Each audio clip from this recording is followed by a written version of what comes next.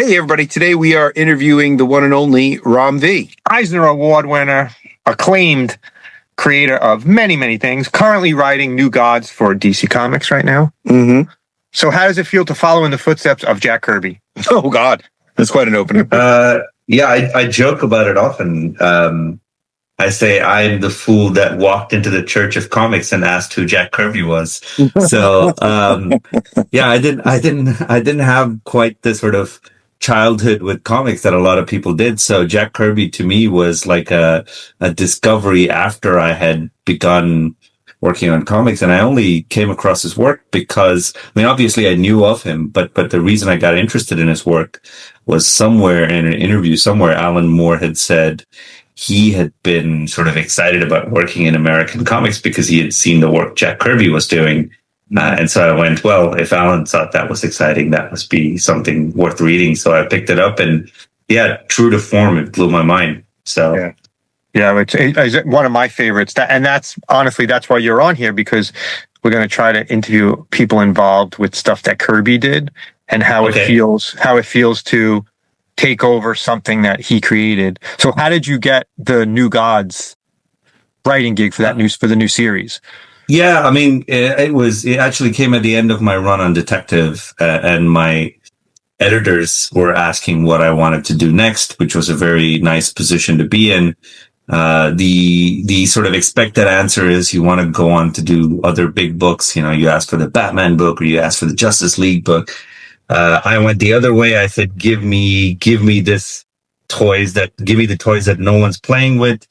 Because I kind of wanted to do something that had a huge cast of characters.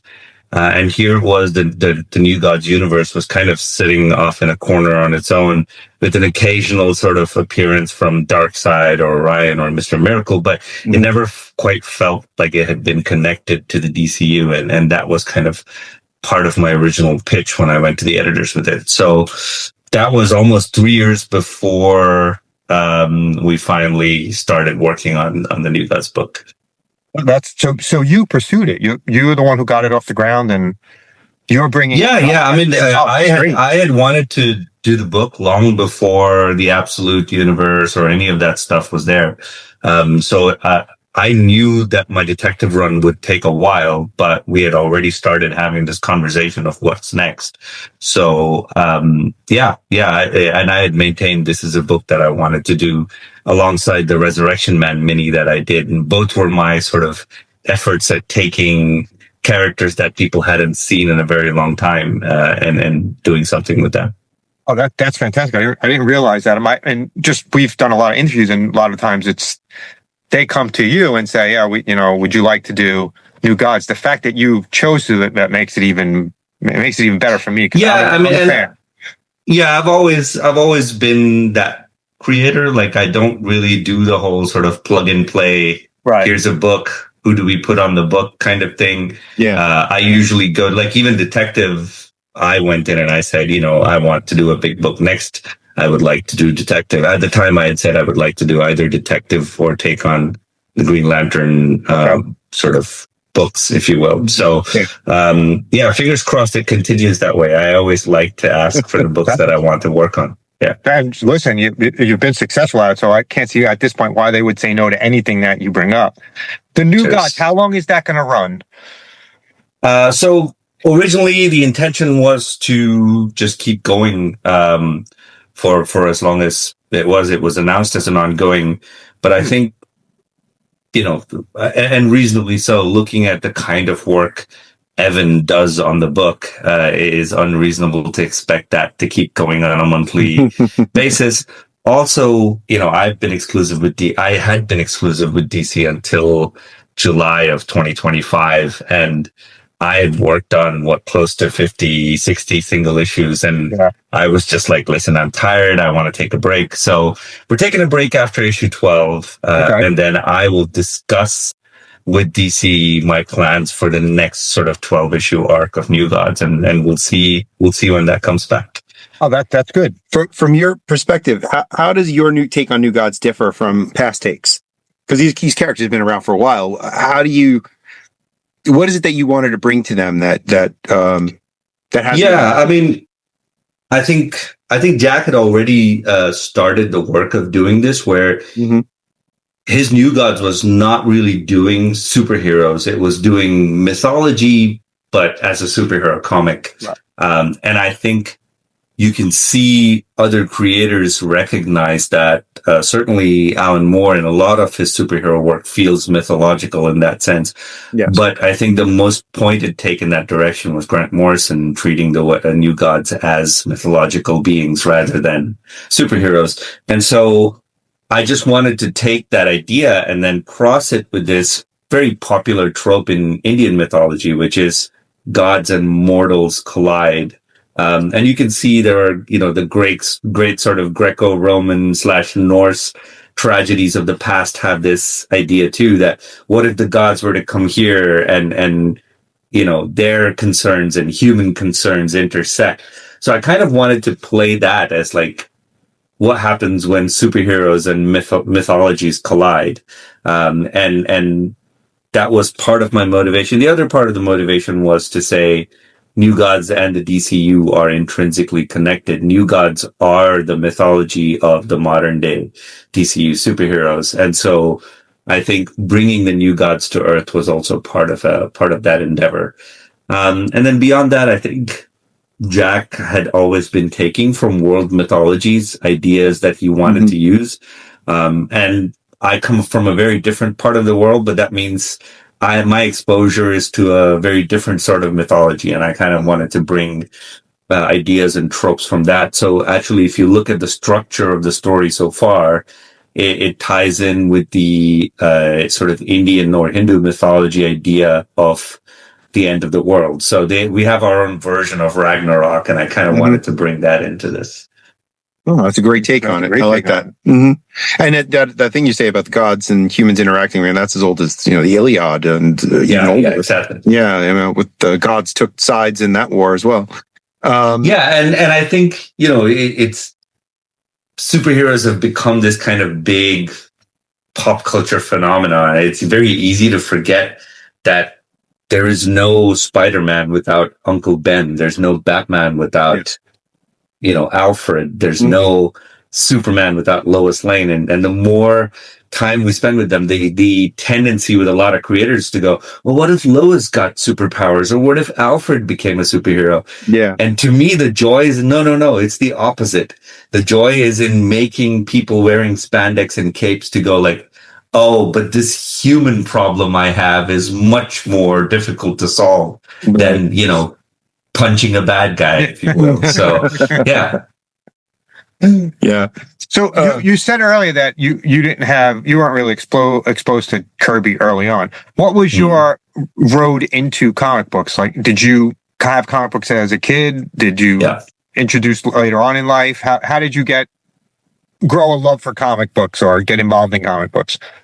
Yeah, I think one of the very first comics that I read was Tintin and the Blue Lotus, which is a Franco-Belgian BD comic about a intrepid news journalist, adventurer, etc. So I think that was my intro to comics per se. But in India, we didn't really have Marvel DC. We had reprints of these kind of European comics called King's Comics. So they had the Phantom, Mandrake, Flash Gordon. Oh, okay. So King's Features, syndicates. Yeah, exactly. So those were the comics I read when I was a child, and then I stopped reading them for a really long time.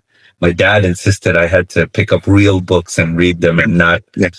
And then I was 19. I was studying to be a chemical engineer in the States, and a friend of mine gifted me the first volume of Sandman, and that really kind of brought me back. So I kind of joke with a lot of people, like one of the first times I saw Batman in a comic was when he shows up in the Sandman comic, and that's funny. Yeah. And people find that sort of hard to wrap there, but it's true. It's absolutely true. Like my predominant exposure to Batman as a character was actually the animated series and not really the comic. Yeah. Okay. That's true for a lot of people of a certain age. Yeah. That animated series really was their introduction. Like when we were little kids, our introduction with the character was the Adam West TV show. That was in reruns when we were kids. Yeah. So like before you even read a comic, you knew You know who Batman was? Yeah. Right. And no, don't get me wrong. Like, I grew up in India, so we had television that was about 20 years old. And so I was watching, I had the Adam West TV show playing in the afternoons when I saw it. And then, I told somebody else, like, my afternoon television after school was like Street Hawk and Manimal. The sort of big late 80s TV shows like that. So you can probably even see some of that in my work. So yeah. Oh, Manimal. It's always a good day when we get to talk about Manimal even a little bit. Even just a mention of Manimal. Yes. So you said you were going to be a chemical engineer. How does that have any impact on your writing at all? Your knowledge of chemical engineering? Sure. I mean, so I was studying to be a chemical engineer because came from a very orthodox family in India, where the idea that you could earn a living by doing anything other than engineering, medicine, or lawyer was foreign to them, especially to my dad, who was a very successful chemical engineer. And so I wouldn't say, though, that it was of no use, and that I think the scientific method and a general sense of curiosity and analytical thinking and how to break down a problem in front of you is a wonderful tool that you develop when you study science and engineering, and it translates quite well to storytelling as well. In that, if you particularly look at storytellers like Jonathan Hickman, or you look at Chris Nolan in filmmaking, there's a very analytical mind behind what is otherwise a very sort of free-form, nebulous storytelling genre. So, I would say the engineering part certainly informs how I think about stories. Oh, interesting. Well, yeah, I mean, writing comics is kind of an experience in solving problems, I would imagine, because, I mean, you have 24 pages, you have this many panels per page. You've got, you have to figure out how are you going to play the game. Also storytelling itself is a very structural thing to do. Stories have shapes, and if you miss the shape of a story, you could have a great idea, but the story doesn't feel like it has dramatic tension, or it doesn't feel satisfactory. So one of the things that I always love talking to people about is, if you read the Resurrection Man mini that we just worked on that came out recently, it starts with Mitch Shelley kind of at the end of his life. He's 98, 99. He's on his deathbed, and then he gets resurrected, and the story begins there. And it ends with the first time he got his Resurrection Man powers. So structurally, if you look at it, we began at the end and we ended at the beginning. And that's a really hard thing to do when you think about comics over 6 issues, and it still has to feel so. So I think to an extent you have to be able to visualize structure and circularity and balance and all of that. Yeah. You mentioned Alan Moore earlier when we first started, and what I always think of when I think of structure is the fearful symmetry. It's one of the the Watchmen. The whole book is symmetrical. At the middle is the 2-page spread of Ozymandias clubbing the assassin, and then if you go in either direction, those pages all mirror each other. Yep. And when I realized that, when I was reading it, I thought to myself, how in the world did he do it? How did he think of it? Yeah, so if you look at my detective run, there's a Two-Face issue in there. And that Two-Face issue, much like the fearful symmetry thing, is they mirror, every page mirrors itself. I got to go back and look for that. That's awesome. So we did our take on fearful symmetry with a character like Two-Face. That kind of structural thinking, I feel like, I don't know if I would ever even think of it. Like, now that I've seen other people do it, I would think of it. But now, I never would have imagined that on my own. There's no way. It's like just an incredible way to look at something, Yeah, I think it comes from the ability to look at things from a distance, and analyze what you're doing. Yeah. So besides Alan Moore and Jack Kirby, who is influencing your writing? What writers do you look up to from the past that really have an impact? Yeah, I mean, in comics, certainly that sort of late 80s Vertigo stable was a big influence in one way or the other. My early ambition was to be one of the writers on the Hellblazer series. So if you just go back and look at everyone who worked on Hellblazer, that's pretty much like a good roster of my influences, if you will. And then it's my all-time favorite series. Yeah. I love it. And I also get massively influenced by prose authors. So I've got Paul Auster, Philip K. Dick, who else? Ursula Le Guin, all of these influences in one way or the other. Yeah. Nice. Last week we interviewed Stuart Moore, who was the editor of Vertigo. And it was very interesting hearing about the development of Vertigo from his side. Yeah. How it was, they began as regular DC Comics and then they changed them over once Karen Berger. Sure, and they retroactively included. Yeah, so many books were kind of retroactively included in that Vertigo label because they were for more complex, more mature reading in one way or the other. Yeah. Now I know DC just announced that they're going to be restarting Vertigo, right? Yeah. Are you involved in anything there at all? Indeed, I was part of the sort of big opening salvo, if you will, with Mike Perkins and I, who worked on Swamp Thing previously, are doing a book called Black Tower at the new Vertigo, which is sort of post Cold War era spies mixed with magic. Nice. Okay. That sounds great. Yeah. It's called Black Tower. Yeah, it's called Black Tower. It's a thing I wanted to do. I don't think there are a lot of really good spy comics around. And part of what I loved about the OG Vertigo was all of the sort of contemporary magic that was involved in it. So I kind of wanted to combine those two things. Yeah, that was like heavily like an English thing. Like the occult was really big with those English writers. And they poked it all over the place, left it all over, And yeah, look, I moved to London to study writing, and at my visa interview, I was asked why I was moving to London, and I said, "Well, all my favorite authors come from there, and there must be something in the water." And I've been drinking that water for the past decade or so, so it's inevitable that I do a British magic book at one point. Yeah, you have to do Vertigo if you're living in London, I guess. Now you won 2 Eisner Awards, right? You have 2. My books have won 2. I have one in my possession as proof. The other one was won by Blue and Green, but that was for the art, so that went to my collaborator Anand Radhakrishnan. So you have been nominated for, I think, 7 at this point. So, really? That's fantastic. Blue and Green, did you take the title from the Miles Davis song? Yeah, I did a book. I believe it was 2019 from Image called Blue and Green, which was combining jazz and horror. Yeah, that is a great song. From the Miles Davis song. Yeah, I love that song. That's a great song. Yeah, on a great album. That album, Kind of Blue, is just the whole album. Yeah. That's great to use that as inspiration, and you combine it with horror. Yeah, that's right. Oh, I'm gonna look that up. That looks great. Yeah. Let's talk about one that really stood out to me. Rare Flavors. Yeah. It's exploring food. Yeah, Indian food, mythology, and vague fringes of cannibalism. Okay. So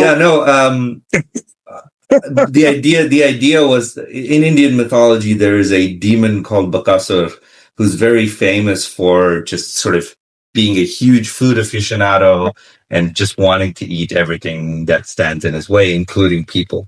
And then he gets defeated by one of the heroes of Indian mythology. And my brain went, well, what if he was still alive today? Yeah. And people had misunderstood just how truly evil and demonic he was. And actually, I mean, he was evil and demonic, but he also was nice enough to be a big fan of Anthony Bourdain because, of the food stuff. And so when he hears of Anthony Bourdain's passing, he goes, someone's got to continue this work. So I'm going to go back out into the world and I'm going to hire a down and out filmmaker and make a documentary about Indian food.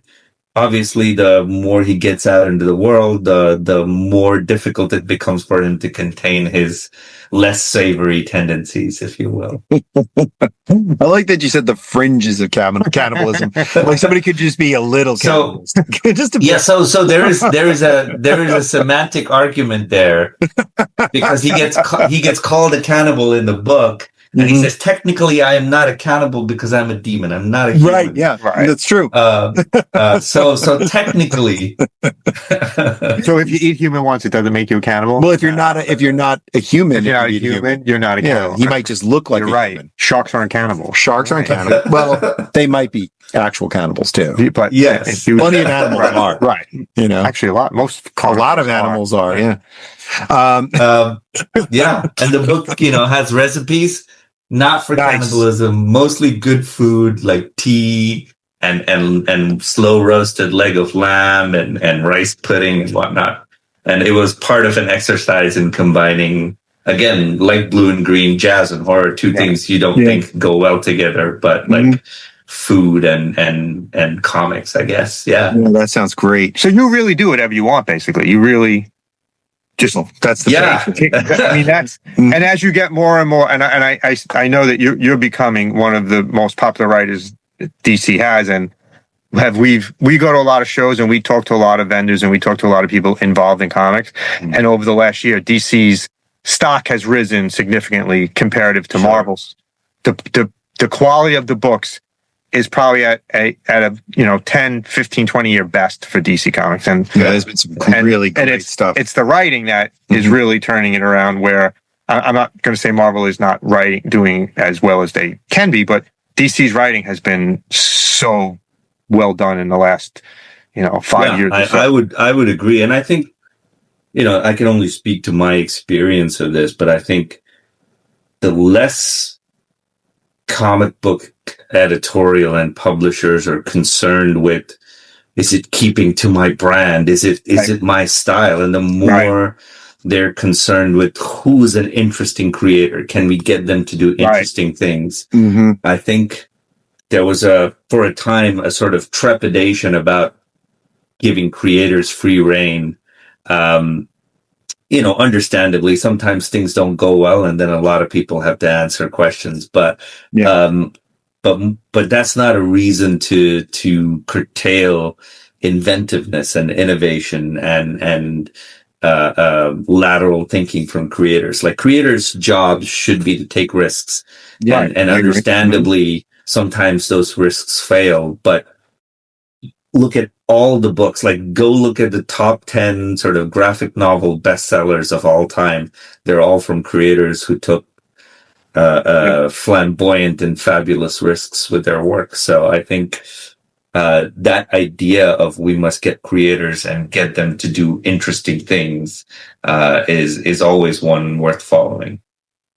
It's a hard thing for companies to do when they have these intellectual properties that are worth literally billions of dollars. Like, you can't just but they weren't always, like I have this discussion all the time, right? Like, they weren't always worth $1 billion. No, that's true. And Batman has come a long way from Bob Kane and Bill Finger, and then absolutely, on multiple genres, right? So anyone who grew up in the 70s, it's the Adam West is their Batman. Yeah. Anyone who grew up in the 80s, obviously the animated show and Paul Dini and Bruce Timm had a huge influence. And then on the comic side of things, when people say they love Batman now, they don't really mean Bob Kane, Bill Finger Batman. They mean Frank Miller Batman. They mean Denny O'Neil Batman. And so every era, these characters have become multi-billion-dollar properties because somewhere along the way is a creator who took a ridiculous risk. I mean, can you imagine being Miller and going, my Batman year one is just going to be this kind of really grounded, gritty crime noir story. Doesn't even have Batman in it for like the first three. Like, that would be a difficult pitch today, but that thing completely revitalized, reinvented the character in much in the same way that, I forget his name. Edward Scissorhands director, the guy Tim Burton. Tim Burton revitalized the Batman movie side of things and visual side of things in a way that kept that character going for decades after. So it's always a uncomfortable marriage because the risk, the ability to take risk comes from one side, whereas the profitability of these characters is built on the idea of not taking risks. Right. Yeah, exactly. Status quo. We want the same thing. We want Batman fighting a villain over and over and over and over again. Right. And that's why I don't know how much you read, but the series that recently wrapped up, Dan Waters' Batman's Dark Patterns was fantastic in my eyes because it was such Dan's a very close friend. Yeah. Dan's a very close friend, and I've seen that book kind of take shape from when it was pitched. So, I was very sad. I was very sad that it ended. That the 12th issue was the last issue because from what I've seen, and I've been collecting comic books for a very long time, that how horror is really just getting into all aspects of comic books now, and it's changing the way we read comic books, in my opinion. You have a horror Batman story, and it's not just Dark Patterns. There was Batman. There was what the name of Bad Wolf or Wolf Rising. There was a werewolf story. Full Moon Rising. Yeah. And I love that we can see Batman not only as a superhero, but also as this character who's fighting in a horror story. He's trying to survive. Just like anyone else would be in a horror story. Yeah, I think honestly that has been a thread of Batman as a character since its very origins, because the figure of a sort of gothic tragedy, right? Phantom of an Opera, Phantom of the Opera kind of being an inspiration in a lot of ways, kind of already pulls that horror thread in. Just it's one that not a lot of writers or creators are inclined to pull on because it's harder to pull off doing horror and then also a guy beating up people in a cool car. So, but you know, there are always creators who will rise to that challenge and do it really well. And I think that's what makes it. That's what makes it great. It makes comic books great that it's not always Batman just fighting the villain or. Yeah, I mean, to be honest, like there's such a thing. Like the reason these characters are iconic is they can take on so many forms. And I feel like, the big sort of burly superhero, super soldier Batman is obviously a trope, but personally, and I'm sure the case is true of Dan as well, like I'm more drawn to the sort of tragic gothic figure standing in long shadows, contemplating doom while he goes out and fights bad guys, if you will. And I think you can see that thread obviously in Dan's work.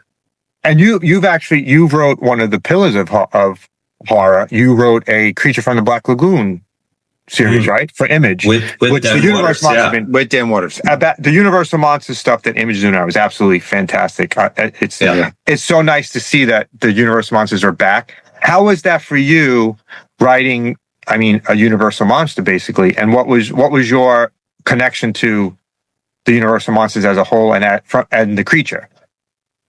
Yeah, it was really funny when they came to me with like the Universal Monsters sort of list.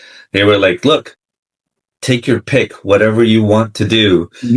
But the only one you can't do is Dracula, because James Tynion has Dracula. Yeah. And I was talking to him, and I know James quite well as well. I went like, of course James has Dracula. But I was like, I don't even need to look at the list. Just give me Creature from the Black Lagoon. Yeah.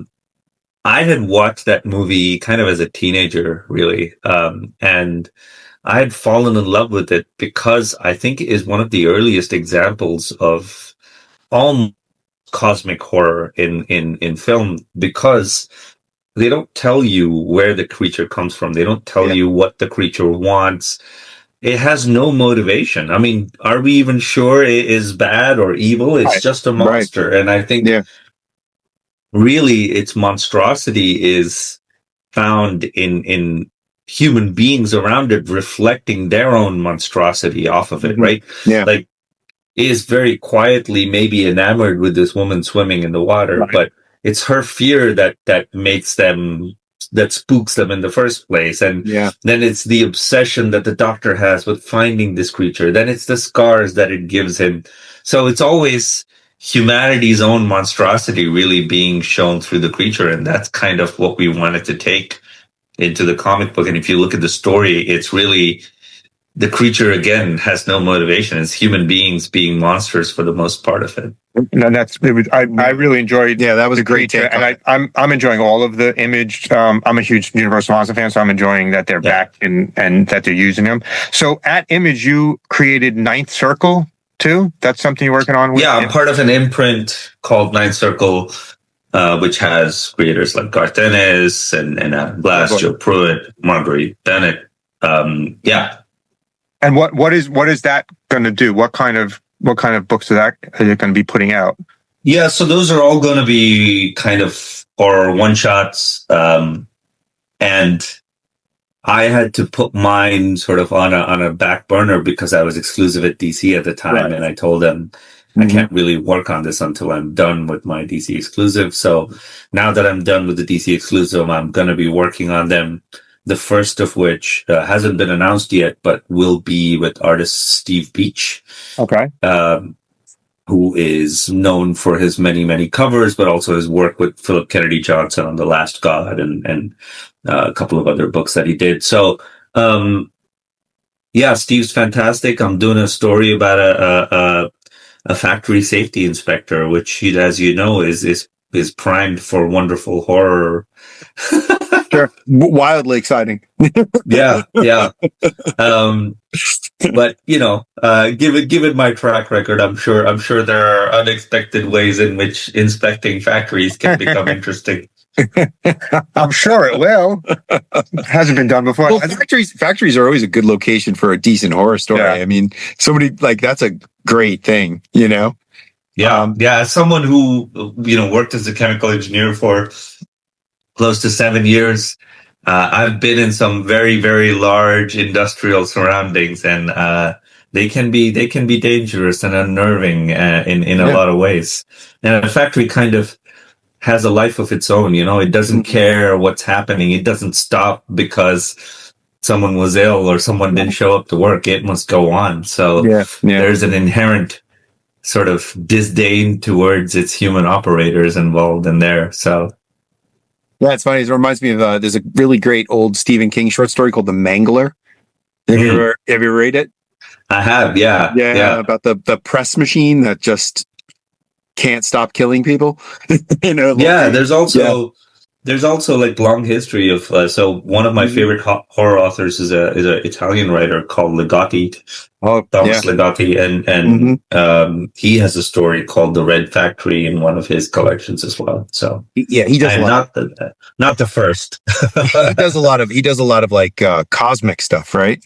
A lot of sort of like some of it is cosmic, but I think it falls more in like the weird fiction category than cosmic horror, in that sometimes you can't even point your finger at what exactly was horrific in his stories, and yet at the end of it, you're left with this overwhelming sense of dread. So, definitely one of my favorites. Yeah. Oh, that's really good. That is really. So, as a successful writer, if you were going to give any advice to a upcoming writer, a new writer, what would it be? Someone who wants to be a comic book writer, what would your advice be to them? My advice would be to focus on the work and getting very, very good at what you do, and kind of developing a voice and an ability to see a story where a lot of other people don't.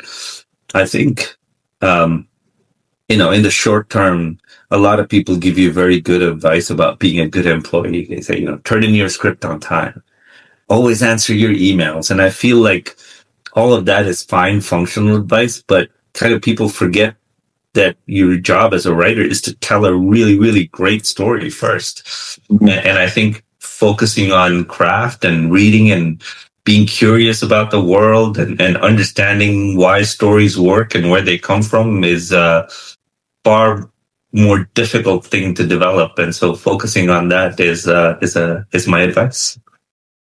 That's good advice. Yeah. Now, as a chemical engineer, you not only can write about a monster, you can actually make people create one too. So how does that impact your writing? How does that impact what you write? I could actually create this monster as well as write about it. Yeah, I mean, You didn't read Frankenstein, did it's you? all some form of creation, right? Like every story I tell, I'm potentially and hopefully creating a new monster while I do it. So that you could do that. You're in the lab after writing it to create the monster. Absolutely. Now, have you been doing conventions? Have you been making appearances at conventions? I did fewer. So I live in London. I did fewer stateside conventions this year. I did a lot of European ones. So I was in Lucca in Italy just this past month. Just last week, I was at Thought Bubble, which is kind of my home festival, if you will. I've been to Aviles in Spain this year. I was at San Diego for a day to pick up my Eisner, but otherwise, I kind of stayed away from the stateside conventions because I had done them many years in a row. I'd been at San Diego and New York 3 years in a row, and I think I'm also getting older, and I've got a kid at home, so I was like, maybe less travel this year. Yeah. Do you have any good convention stories? Any interesting fans come to you, or there's always something? No, come on. I've had a few, but I think the funniest one actually is of me as a fan, really. Right. One of the very first conventions I went to, I didn't even have a comic book ready. I had the first 6 pages of my first ever comic kind of printed out in a folder, and I was walking around the convention. That's the Black Mamba. Was that your first thing? Your first? Yeah, that's right. That's right.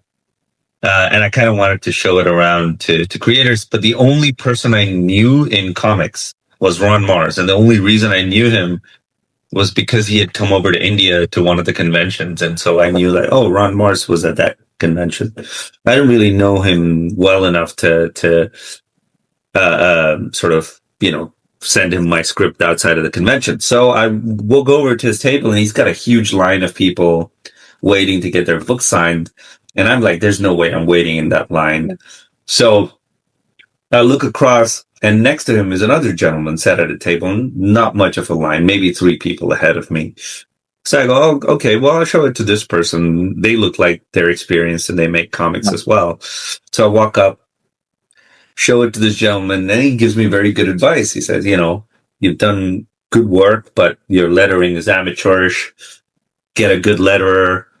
But he says, "You have a voice and you have an ability, and I would stick with it if I were you." I feel really nice about this, but I have no idea who this person is sitting at this table. And so I'm going back home, and I pick up a convention program going, I should really find out who that nice gentleman was. And turns out it was Paul Levitt, who had Paul Levitz, who had just finished the year before being the commissioning editor at DC. So imagine my sort of just a complete roller coaster of emotion. I'm like, the person who was publishing everything at one of the largest publishers in the world said, "You should probably stick with this." So I went, "Well, that's pretty good." There you go. That's encouraging. That's really encouraging. Yeah. And here we are now. What was your... And then once you decided, like, okay, I want to write comics. Okay. How did you go about learning, like, how to do it? Did you sort of have a mentor? Did you just do the research on your own? Was it? No, I did the research on my own. I would read sort of letters of advice from creators that I really liked. So, as you said, as I said before, I'd been reading a lot of that late 80s Vertigo stuff. So my first script that I looked at to learn how to script was Morrison's scripts in the back of Arkham Asylum. Oh, yeah. I read the Alan Moore essay on writing. I picked up Scott McCloud's Understanding Comics and Will Eisner's sequential art based off of a recommendation on Gaiman's blog. And then I think my first moment of really wanting to understand how to make comics comes up with Brian Azzarello and 100 Bullets. It's a good series. I took that series and I made notes, so many notes that I had to eventually put them in an Excel spreadsheet. And my notes were like, okay, issue 1, page 1, 5 panels. these many words total, and then these many words on average in each panel. Page 2. And I broke down every page of like the first 25, 30 issues this way, just to understand how there are choices being made about pacing and how many words work on a page and how many panels work on a page. Where do silent panels come in? And can you just write a comic book that is all 5 panel pages, or does it make a difference if you've got 5, 6, 5, 7? So all of that stuff I learned from just hyper analyzing 100 Bullets. Like, I read that series so many times that I now look at one of them and I can go like, oh yeah, on page 6 of this trade, this thing happens. Yeah. Now, do you have any conventions coming up that you want to plug? Anything you're going to be doing? Well, no, I think this is the Thought Bubble was my last convention for this year. I think maybe my next one will directly be San Diego in July. I'm also a writer who terribly dislikes being stuck at a table, because that's what I do the other 360 days of the year. So I'm not particularly inclined to table at conventions, so I'm usually wandering, doing panels, whatever. Okay. Yeah, that's cool. More fun. How about New York next year? I will do New York next year as well. We'll come over and say hello. I skipped New York this year. Yeah. We'll come over and say hello with that. Usually the way we like to end is I like to just throw like 5 questions at you, quick, whatever, off the top of your head, whatever your answer is. What character would you really like to write that you haven't written yet?